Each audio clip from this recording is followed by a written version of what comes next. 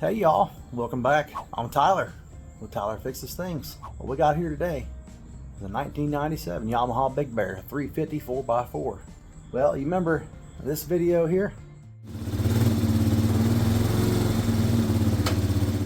Yeah, well that's because this CV joint right here was a little locked up, and of course the wheel wouldn't just bounce when you were driving it, but it would squeak and squall like crazy. So yeah, we got to replace the shaft on this thing. I'm gonna talk to you about a couple specifics that you need to know if you're working on this Big Bear, because they run two different types of CV shafts. So here we go.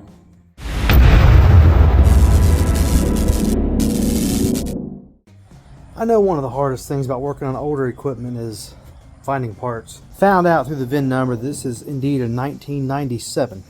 You can go to partszilla.com, just as it sounds, the word part, ZILLA.com, and you can look up your different types of manufacturers you've got and the year ranges. You can pull up parts diagrams. Now the good thing is they do have the diagrams mostly on a lot of these, and you'll have the part numbers. Now a lot of them will be discontinued or superseded, but at least you have somewhere to start, so you've got a part number.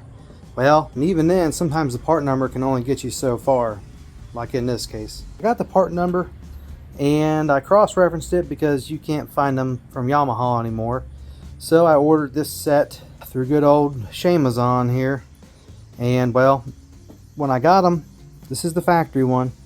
When I got the new one that was for this verified fit, it didn't fit. The problem came down to this side here. On the one they sent me that was verified to fit, it has an extra tooth on this shaft here that goes into the diff side. So it was also a little bit larger, so it wouldn't even begin to go in. The hub side fit, this side didn't. Apparently they ran two different styles of CV joints on this specific Yamaha Big Bear. Good way to find out. On the actual CV shaft itself, you will see the hieroglyphics on here. See how it says 68 LAC? That is the specific type of CV axle. I'm pretty sure I might mess it up because I always misquote stuff because I'm slightly dyslexic. So I think the other one that they have is a 68 AC. It's not an LAC. It's a 68, but some of the alphabets are different afterwards. But it runs one tooth higher. So like I said, I know this is a very specific video, but if you've got one of these old guys here, old workhorses, and you're just trying to keep her going, I ended up getting a new shaft. This is from Caltric. I've used Caltric camshafts in an engine. I mean, they make great aftermarket parts, and they're American based here, so it's actually pretty surprising you get a good part from them and it doesn't break the bank. So I'll show you the part number on this box, but like I said, you're gonna have to verify what your shaft says and make sure you buy the right one. I'm gonna buy directly through Caltric via eBay because it was cheaper there somehow through Caltric as the seller. Whatever, you'll figure out your own way.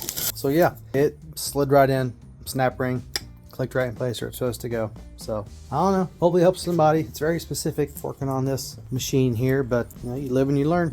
They run two different types on the same machine, split year, split styles, not sure, I don't know, but my loss is your gain. Have a great one. God bless. Thanks for watching, guys. We will see you on the next adventure.